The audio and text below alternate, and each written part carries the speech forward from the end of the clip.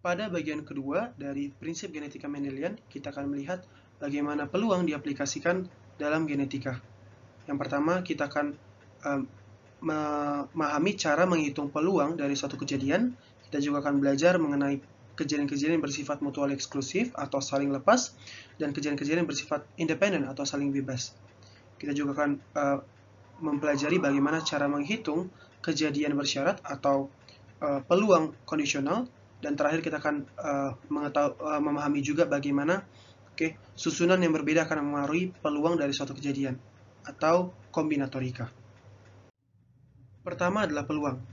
Peluang terjadi suatu kejadian menurut pendekatan frekuensi relatif adalah proporsi dari jumlah anggota himpunan kejadian terhadap anggota himpunan ruang sampel. Atau dapat dituliskan, peluang kejadian A adalah proporsi atau hasil bagi dari jumlah anggota himpunan kejadian A terhadap jumlah anggota himpunan ruang sampel. Misalkan dalam pelemparan dadu, kita pahami bahwa ruang sampel atau keluaran yang mungkin dihasilkan atau outcome dari pelemparan dadu yang mungkin dihasilkan adalah 1, 2, 3, 4, 5, dan 6. Misalkan kita bertanya berapa peluang mendapatkan bilangan genap dari pelemparan dadu. Kita tahu bahwa bilangan genap yang mungkin diperoleh adalah 2, 4, dan 6. Yang artinya di sini kita bisa lihat bahwa jumlah anggota himpunan ruang sampel adalah 6, sedangkan jumlah anggota himpunan dari kejadian adalah 3. Maka peluang dari kejadian ini atau peluang mendapatkan bilangan genap adalah 3 dibagi 6, yaitu setengah. Peluang komplementer suatu kejadian atau dituliskan AC dirumuskan sebagai PAC sama dengan 1 kurang PA. Karena peluang suatu kejadian dengan peluang kejadian yang ada di luar dari kejadian tersebut haruslah sama dengan 1. Kita pahami dari fakta bahwa ketika kita memiliki suatu ruang sampel dan kita misalkan memiliki suatu himpunan di dalamnya, maka keseluruhan ruang sampel merupakan apa yang ada dalam himpunan tersebut dan apa yang ada di luar dari himpunan tersebut. Dan yang ada di luar ini merupakan kejadian komplementer dari himpunan tersebut. Jadi misalkan dalam kasus ini kita bertanya nih, berapa peluang mendapatkan bilangan ganjil dari pelemparan dadu. Kita pahami bahwa kalau misalnya suatu bilangan asli yang terdapat pada pelemparan dadu, kalau tidak genap haruslah ganjil. Jadi hanya ada 2 kemungkinan, yaitu kalau tidak ganjil berarti genap. Yang berarti untuk mencari peluang ganjil kita bisa tuliskan sebagai 1 kurang peluang mendapatkan bilangan genap. Jadi 1 dikurang setengah sama dengan setengah. Bagaimana jika kita hendak menganalisis atau mengamati 2 kejadian, katakan kejadian A dan kejadian B, yang terjadi secara bersamaan? Maka peluang terjadinya 2 kejadian tersebut secara simultan adalah proporsi dari jumlah anggota irisan himpunan A dan B, atau dituliskan sebagai A iris B, terhadap jumlah anggota himpunan ruang sampel. Jadi bisa dikatakan di sini PA iris B sama dengan NA iris B dibagi NS. Katakan misalnya kita hendak mengambil suatu kartu dari suatu dek kartu dengan isi 52 kartu, maka misalkan kita bertanya berapa peluang mendapatkan kartu Jack dan Diamond gitu ya. Jack dan Diamond. Maka peluangnya akan sama dengan jumlah dari kartu Jack dan Diamond itu sendiri. Jadi di sini sekali lagi peluang mendapatkan kartu Jack dan Diamond itu akan sama dengan 1 yang merupakan jumlah dari kartu Jack dan Diamond itu sendiri dibagi dengan total kartu yang ada dalam deck, yaitu 52. Maka peluangnya sama dengan 1 dibagi 52. Adapun jumlah anggota irisan himpunan A dan B dirumuskan oleh NA iris B sama dengan NA tambah NB dikurang NA gabung B. Ini mungkin sudah kita pelajari dalam bab diagram Venn ya, untuk mungkin di sekolah menengah pertama. Sehingga peluang terjadinya kejadian A dan B secara bersamaan dapat juga dituliskan sebagai PA iris B sama dengan PA ditambah PB dikurang PA gabung B. Nanti kita akan melihat kasus-kasus khusus di mana kita akan menggunakan prinsip ini atau tidak. Suatu kejadian dapat dikatakan sebagai kejadian saling lepas atau mutually eksklusif apabila kedua kejadian tersebut, katakan kejadian A dan kejadian B, tidak dapat terjadi secara bersamaan. atau bisa juga diinterpretasi sebagai ketiadaan irisan dari kedua himpunan tersebut. Pada kondisi yang demikian, terdapat hubungan bahwa PA gabung B sama dengan PA tambah PB. Oke, ini dasarkan dari rumus yang sebelumnya. PA iris B sama dengan PA tambah PB kurang PA gabung B. Dan ketika misalkan kita pahami bahwa tidak mungkin terjadi, irisan atau kedua kejadian tersebut tidak mungkin terjadi secara bersamaan, maka PA iris B sama dengan 0. Dan ketika kita pindahkan PA gabung B ke sebelah kiri, maka kita akan memperoleh persamaan yang ditunjukkan pada kotak di atas. Hal ini dapat diinterpretasi sebagai peluang terjadinya kejadian A atau kejadian B. Sehingga untuk kejadian yang bersifat mutual eksklusif atau kejadian saling lepas, sering digunakan kata kunci atau. Jadi peluang terjadinya A atau B. Contoh dari dua kejadian yang tidak bisa terjadi secara bersamaan. Misalkan kita memiliki peluang dari seseorang mengidap albino. Ini katakanlah sama dengan 0,5. Sedangkan peluang seseorang memiliki kulit berwarna sawo matang. Ini sama dengan 0,1. Jadi, bagaimana jika kita bertanya, berapa peluang seseorang memiliki kulit albino? Kulit albino atau kulit sawo matang. Maka peluangnya akan sama dengan peluang albino ditambah peluang sawo matang. Mengapa? Karena tidak mungkin seseorang yang mengidap albino memiliki warna kulit. Jadi warna kulitnya sudah dipastikan tidak hadir. Jadi kedua kejadian ini tidak bisa terjadi secara bersamaan, yang artinya peluang kejadian ini gabungan dari kejadian ini adalah penjumlahan dari masing-masing peluang kejadian tersebut. Jadi peluang albino atau sawo matang sama dengan peluang albino ditambah peluang sawo matang. Jadi peluang albino adalah 0,5, sedangkan peluang mendapatkan kulit sawo matang adalah 0,1. Jadi ketika ditotalkan akan sama dengan 0,6. Dua kejadian A dan B juga dapat dikatakan sebagai kejadian yang saling bebas atau independen. Ini terjadi jika kejadian A tidak mempengaruhi terjadinya kejadian B, dan sebaliknya terjadinya kejadian B tidak mempengaruhi kejadian A. Yang artinya tidak terdapat hubungan sebab akibat. Dalam kondisi yang demikian, terdapat hubungan PA iris B atau peluang kedua kejadian tersebut terjadi secara bersamaan sama dengan hasil kali dari peluang masing-masing kejadian tersebut. Perhatikan bahwa kejadian tidak saling bebas menandakan bahwa kedua kejadian tersebut bersifat saling lepas, dan sebaliknya, kejadian yang saling bebas menunjukkan bahwa kedua kejadian tersebut tidak saling lepas. Kenapa? Karena kita pahami bahwa untuk kejadian yang bersifat saling lepas, NA iris B itu sama dengan 0. Artinya kejadian tersebut tidak mungkin terjadi secara bersamaan. Sehingga PA iris B itu sama dengan 0. Sedangkan dalam kasus kejadian saling bebas, kita tahu bahwa PA iris B sama dengan PA kali PB. Dan peluang suatu kejadian tersebut kita pastikan tidak sama dengan 0. Berarti PA dan PB tidak sama dengan 0. Yang artinya apa? Yang artinya bahwa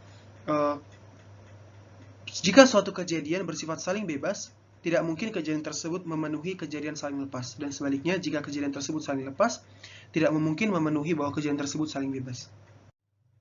Contoh dari kondisi kejadian saling bebas adalah dalam perhitungan genetika berikut. Misalkan kita mengetahui bahwa peluang seorang anak mendapatkan penyakit adalah sebesar 2/3. Jadi peluang seorang anak mendapatkan penyakit adalah 2/3, maka peluang seorang anak akan sehat adalah komplemennya, 1 kurang 2/3 sama dengan 1/3. Lalu katakan, misalkan kita ingin mencari peluang anak dari seseorang merupakan laki-laki yang sehat. Maka peluang seorang anak adalah laki-laki atau kejadian seorang anak adalah laki-laki tidak menentukan atau tidak mempengaruhi apakah anak tersebut akan sehat maupun atau sakit. Anak laki-laki bisa saja sehat, bisa saja sakit. Demikian juga dengan anak perempuan, bisa saja sehat, bisa saja sakit. Dengan demikian, peluang dari dua kejadian ini bersifat saling bebas, sehingga dapat kita hitung dengan peluang laki-laki atau peluang mendapatkan anak laki-laki dikali peluang mendapatkan anak sehat.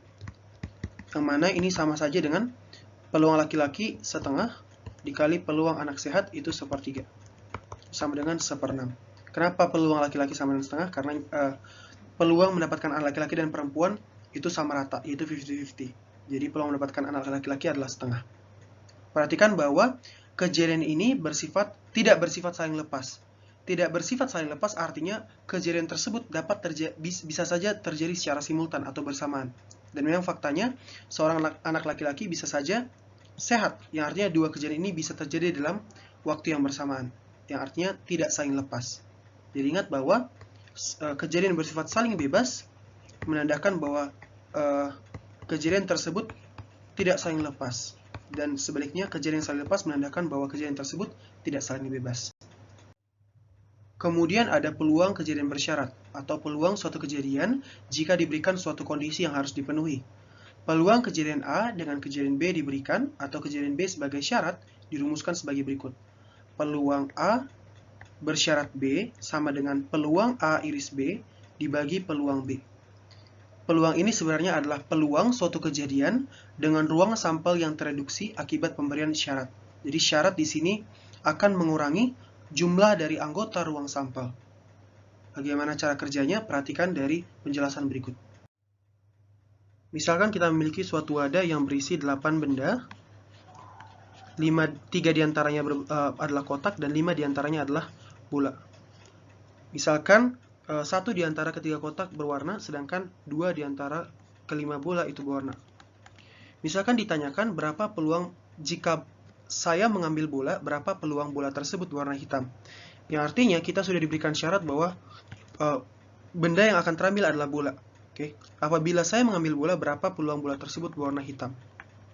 Ini akan sama dengan peluang mendapatkan bola hitam dibagi peluang mendapatkan bola, karena bola di sini adalah syaratnya.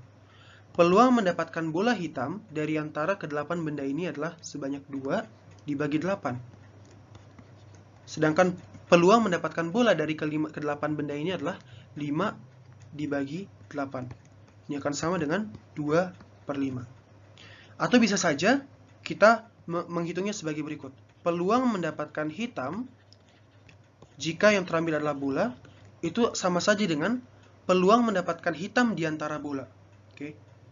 Di sini kita perhatikan bahwa bola hitam ada sebanyak 2, sedangkan bola ada sebanyak 5.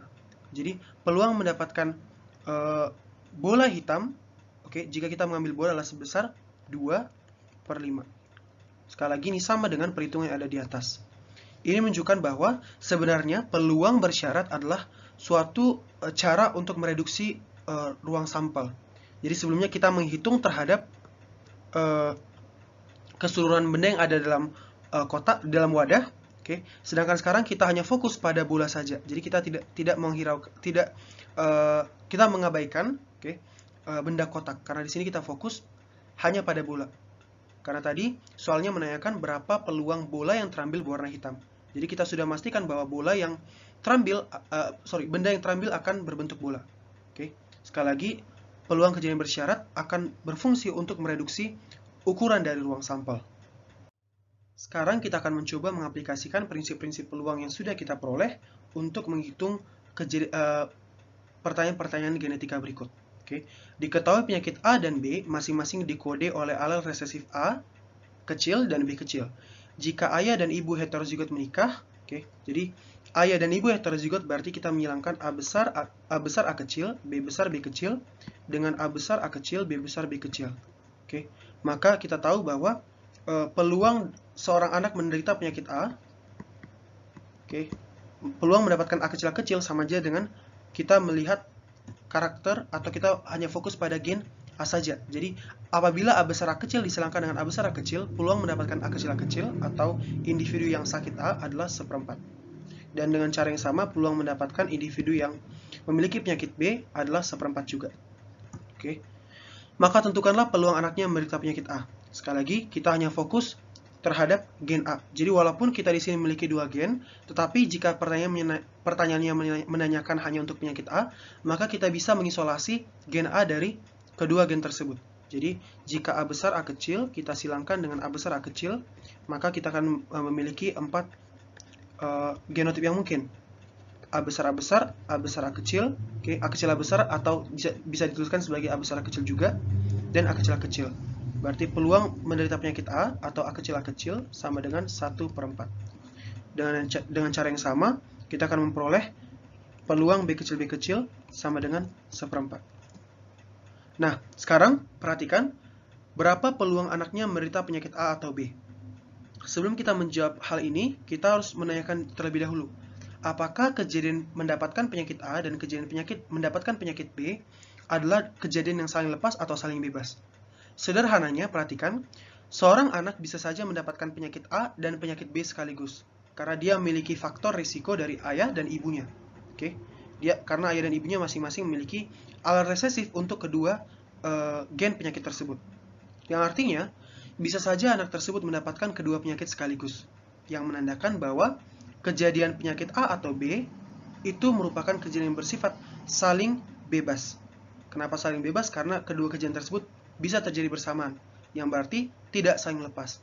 Tidak saling lepas berarti menandakan kejadian tersebut bersifat saling bebas.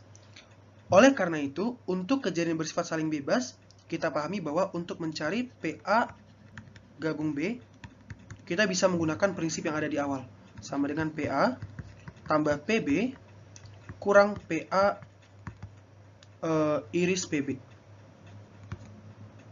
Peluang mendapatkan penyakit A adalah 1/4, peluang mendapatkan penyakit B adalah 1/4, sedangkan peluang mendapatkan penyakit A dan B itu sama saja dengan peluang mendapatkan penyakit A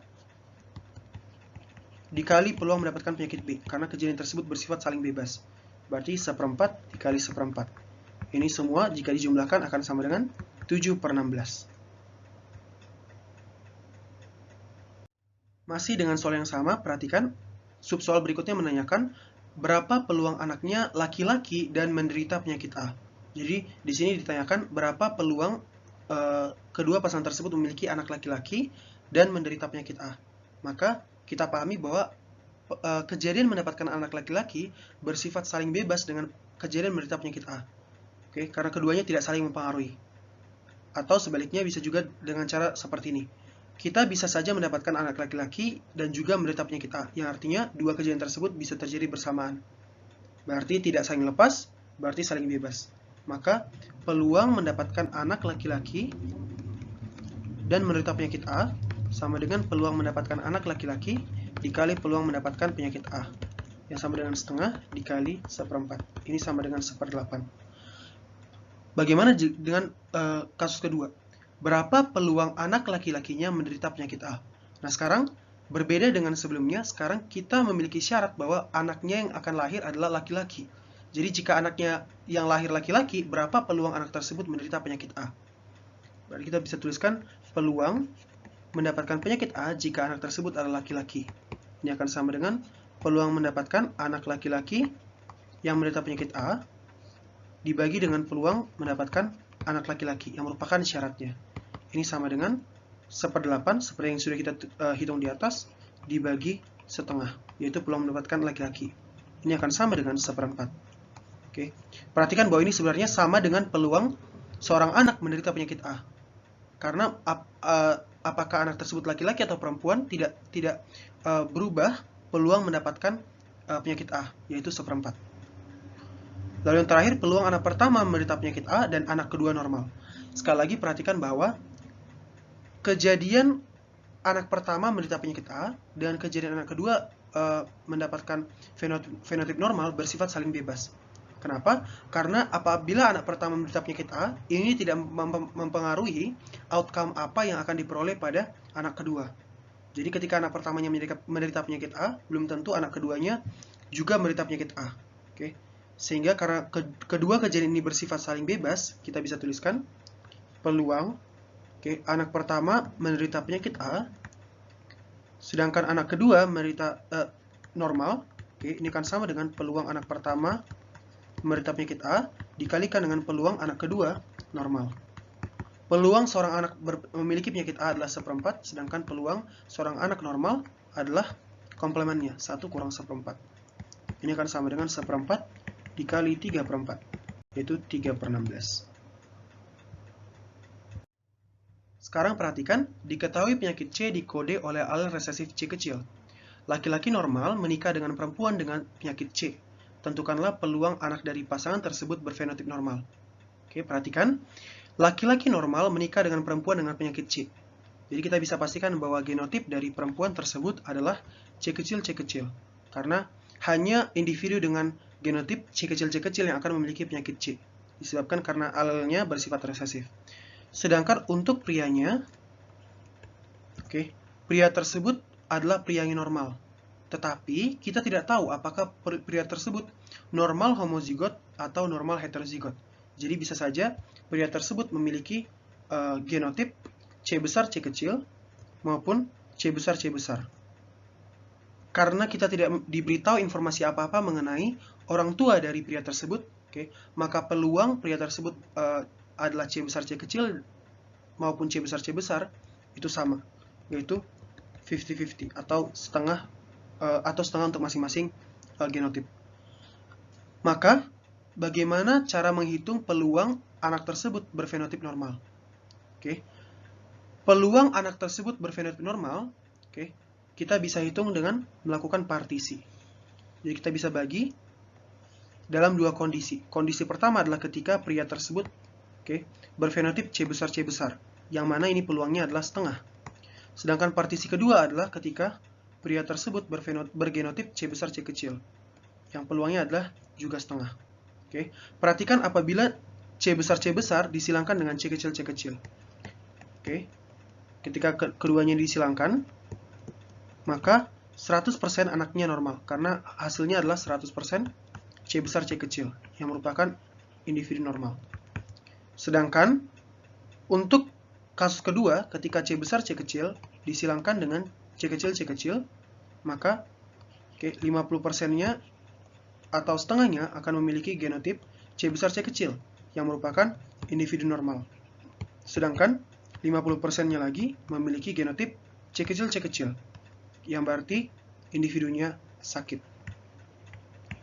Sehingga peluang totalnya, peluang anak dari pasangan tersebut berfenotip normal, adalah hasil kali dari peluang yang diminta dengan partisinya, lalu kita jumlahkan masing-masing partisi. Jadi di sini kita lihat peluang pria tersebut adalah C besar adalah setengah. Setengah. Dan jika pria tersebut bergenotip C besar, maka anakannya 100% normal. Berarti peluangnya adalah 1. Ditambah kemungkinan kedua atau partisi kedua adalah pria tersebut bisa saja C besar C kecil, dan ini peluangnya sama dengan setengah. Dikali jika pria tersebut C besar C kecil, maka anakannya 50% diantaranya adalah anakan normal. Maka peluangnya adalah setengah. Sehingga totalnya adalah 3/4. Jadi peluang anak dari pasangan tersebut berfenotip normal adalah 3/4. Atau kita bisa juga tuliskan sebagai berikut. Peluang anak dari pasangan tersebut berfenotip normal sebenarnya adalah 1 dikurang peluang anak tersebut sakit. Jadi sebenarnya sama dengan 1 kurang peluang anak tersebut memiliki penyakit C. Sedangkan kita pahami bahwa penyakit C hanya akan dihasilkan ketika ayah dari anak tersebut memiliki genotipe C besar C kecil. Yang artinya C besar C kecil di sini adalah syarat. Adalah syarat. Jadi peluang seorang anak menderita penyakit C adalah peluang anak tersebut menderita penyakit C, berarti adalah setengah, dibagi syaratnya, yaitu ayahnya memiliki genotip C besar C kecil, yaitu setengah. Ini akan sama dengan 1/4. Dan ketika kita masukkan ke dalam, maka peluang anak tersebut normal adalah 1 kurang PC, sehingga sama dengan 1 kurang 1/4, yaitu 3/4. Yang ini sama saja dengan perhitungan yang kita lakukan di awal. Dalam perhitungan genetika, nantinya kita akan melihat bahwa jumlah susunan yang mungkin dibuat atau kombinasi posisi yang mungkin dari beberapa unsur yang diletakkan pada beberapa posisi yang mungkin akan sangat menentukan perhitungan genetika. Jadi kombinasi yang mungkin dibuat dari R unsur yang diletakkan pada N posisi ditentukan oleh rumus berikut. NCR atau bisa dinotasikan sebagai berikut. Itu akan sama dengan N faktorial dibagi N kurang R faktorial, R faktorial. Oke, di mana di sini N faktorial sendiri dirumuskan sebagai hasil kali dari bilangan tersebut, oke, dikalikan hingga 1. Jadi misalkan 5 faktorial itu sama dengan 5 dikali 4 dikali 3 dikali 2 dikali 1. Oke, ini sama dengan 120. Sedangkan 0 faktorial didefinisikan sebagai 1. Misalkan seorang pasangan suami istri bertanya, jika mereka berencana memiliki 4 orang anak, berapa peluang, oke, 2 di antara 4 anak mereka adalah perempuan. Oke, mungkin secara intuisi kita bisa langsung menghitung seperti itu. Oke, kita tergerak untuk menghitungnya seperti berikut. Oke, peluang mendapatkan 2 anak perempuan, yang berarti kita memiliki 2 anak laki-laki. Oke, di lain hal, di lain sisi, ini akan sama dengan, oke, peluang mendapatkan perempuan dikali peluang mendapatkan perempuan, karena anak perempuan ada 2, berarti setengah dikali setengah. Kemudian dikali peluang mendapatkan anak laki-laki, setengah, dikali anak selanjutnya juga laki-laki, setengah. Ini sama dengan 1/16. Ternyata ini tidak benar. Oke, dikarenakan apa? Karena posisi dari anak perempuan yang muncul juga mempengaruhi. Karena apa? Karena jika kita memiliki 4 orang anak, bisa saja anak perempuannya menduduki posisi pertama dan kedua. Bisa saja menduduki posisi pertama dan ketiga. Bisa saja menduduki posisi pertama dan keempat, kedua dan ketiga, kedua dan keempat, dan terakhir ketiga dan keempat. Sedangkan sisanya diisi oleh anak laki-laki. Nah, jumlah susunan yang mungkin dibuat seperti ini sangat mempengaruhi perhitungan kita dalam analisis genetika. Sehingga untuk menghitung kondisi-kondisi yang seperti ini kita menggunakan rumus kombinatorika. Sekali lagi, jumlah susunan yang mungkin kita buat ini akan sama dengan 4C2. Karena kita memiliki 4 posisi yang mungkin ditempati, dan kita memiliki 2 unsur yang ingin diletakkan, yaitu 2 anak perempuan. Ini akan sama dengan 4 faktorial dibagi 4 kurang 2 faktorial, 2 faktorial. 4 faktorial sama dengan 24, 2 faktorial sama dengan 2, dikali 2. Ini sama dengan 24 bagi 4, yaitu 6 posisi yang mungkin. Dan kita lihat di sini bahwa terdapat 6 posisi yang mungkin dari 2 anakan perempuan yang mungkin diperoleh dari 4 anakan yang direncanakan. Selanjutnya kita akan mencoba mengaplikasikan kombinatorika dalam perhitungan genetika. Sekali lagi, perhatikan, misalkan suatu penyakit D dikode oleh allele resesif D kecil. Laki-laki dan perempuan heterozigot menikah. Sekali lagi, apabila laki-laki dan perempuan heterozigot menikah, yang artinya D besar D kecil, silang dengan D besar D kecil, maka peluang mendapatkan D kecil atau penyakit D itu sama dengan 1/4. Oke. Maka tentukanlah peluang 2 dari 3 anaknya berjenis kelamin laki-laki. Oke. Maka kita harus menghitung terlebih dahulu jumlah kombinasi yang mungkin. Oke. Kombinasi yang mungkin untuk mendapatkan 2 dari 3 anak merupakan laki-laki, kita tuliskan sebagai 3C2. Oke, 3C2. Lalu kita kalikan dengan peluang mendapatkan 2 anak laki-laki. Oke, karena terlepas dari susunannya, peluang mendapatkan anak laki-laki masihlah sama. Oke, hanya saja sekarang kita memiliki beberapa susunan yang mungkin. Jadi peluang mendapatkan anak berjenis kelamin laki-laki adalah setengah. Dan anak kedua juga berjenis kelamin laki-laki adalah setengah. Sedangkan anak ketiga berjenis kelamin perempuan, peluangnya juga setengah. Sehingga ini akan sama dengan 3C2. Oke, berarti 3 faktorial dibagi 3 kurang 2 faktorial, berarti 1 faktorial, 2 faktorial, dikali setengah pangkat 3. Ini akan sama dengan 3 faktorial adalah 6, dibagi 2 berarti 3, 3/8. Lalu perhatikan, berapa peluang paling banyak 2 dari 4 anaknya menderita penyakit D. Yang artinya, bisa saja kita mendapatkan 0 anak menderita penyakit D, berarti semua anaknya normal, 1 anaknya menderita penyakit D, dan 2 anaknya menderita penyakit D. Jadi kita memiliki 3 kondisi yang harus dicek.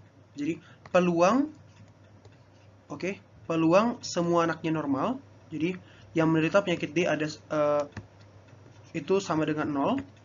Oke, jumlahnya 0. Artinya semua anaknya normal. Jumlah susunan yang mungkin dibuat hanyalah 1, karena semuanya normal, berarti 1 dikali peluang anaknya normal, untuk anak pertama itu 3/4, maaf, karena peluang sakit adalah 1/4, maka peluang normal itu sama dengan 1 kurang 1/4, yaitu 3/4.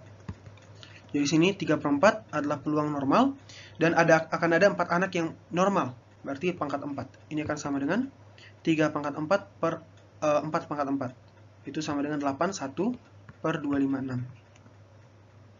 Selanjutnya, bagaimana jika peluang satu anaknya menderita penyakit D? Oke, karena di sini masih memenuhi peluang paling banyak 2 dari 4 anaknya menderita penyakit D. Jadi, cara menyusun anak sakit di antara 4 anaknya itu sama dengan 4C1. Oke, dikali peluang 1 orang anak menderita penyakit, berarti 1/4, dikali 3 anak lainnya itu normal, berarti 3/4 pangkat 3, karena ada 3 orang anak yang normal. Ini akan sama dengan 4 dikali 27 dibagi 256. Ini akan sama dengan 108 dibagi 256. Oke. Dan terakhir, bagaimana jika 2 anaknya menderita penyakit D? Oke. Maka untuk kasus 2 anaknya menderita penyakit D, kita juga menggunakan 4C2 sebagai jumlah susunan yang mungkin dibuat, kemudian dikali dengan 1/4, oke, yaitu peluang seorang anak menderita penyakit D dipangkatkan 2 karena jumlah anak yang sakit 2, dikali 3/4 pangkat 2 karena jumlah anak normal itu 2. Oke, 4C2 berarti 24 dibagi 2 kali 2 berarti akan sama dengan 6. Oke, kemudian dikali 9 dibagi 256. Ini sama dengan 54 per 256. Jadi kita memiliki 3 kondisi. Oke, kondisi pertama adalah semua anaknya normal, kondisi kedua adalah satu anaknya normal, satu anaknya sakit, dan kondisi ketiga adalah 2 anaknya sakit. Sehingga totalnya adalah 81 per 256 ditambah 168 per 256 ditambah 54 per 256. Ini akan sama dengan 243 per 256. Maaf, maksudnya 81 per 256 ditambah 108 per 256 ditambah 54 per 256. Ini totalnya akan sama dengan 243 per 256. Dan yang terakhir, bagaimana jika ditanyakan peluang setidaknya 1 dari 4 anaknya menderita penyakit D? Nah, kita bisa menghitungnya secara manual, jadi karena dikatakan setidaknya 1 dari 4 anaknya menderita penyakit D, kita harus menghitung berapa peluang 1 anaknya menderita penyakit D, 2 anaknya menderita penyakit D, oke, 3 anaknya menderita penyakit D, dan terakhir 4 anaknya menderita penyakit D. Tetapi akan lebih mudah jika kita menggunakan prinsip peluang komplementer. Jika ditanyakan setidaknya 1 dari 4 anaknya menderita penyakit D, kasus yang tidak ditinjau di sini adalah ketika tidak ada satupun anaknya yang menderita penyakit D. Ini artinya semuanya normal. Sehingga peluang dari yang ada di sebelah kiri ini sama dengan 1 kurang peluang yang ada di sebelah kanan. Jadi peluang dicari, oke, peluang minimal 1 anaknya menderita penyakit D, oke, itu akan sama dengan 1 kurang peluang tidak ada anaknya yang menderita penyakit D. Oke, ini akan sama dengan 1 dikurang, kita tadi sudah mencarinya 81 per 256. Oke, yang artinya sama dengan 175 per 256. Demikian cara untuk mengaplikasikan peluang dan juga kombinatorika dalam menghitung kejadian-kejadian dalam genetika.